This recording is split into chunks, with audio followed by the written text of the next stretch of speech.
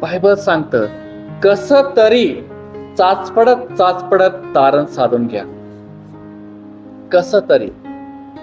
प्रियांनो, नरक अग्नी भयंकर आहे, भयंकर आहे. येशू ख्रिस्तालाच, प्रभू येशू ख्रिस्तालाच तारणाचा अधिकार देण्यात आलेला आहे. कारण त्यांनी आपल्यासाठी रक्त सांडलं आणि त्या रक्ताच्या द्वारेच आपण पित्याकडे जाऊ शकतो. त्या रक्ताच्या द्वारेच आपल्या पापक्षमा होऊ शकते. त्या रक्ताच्या द्वारे स्वर्गाचे द्वार आपल्याकडे उघडले जाऊ शकतात. त्या रक्ताच्या द्वारेच. जर त्याचं रक्त आपल्यावर नाही तर आपल्याला तारण नाही प्रियांनो.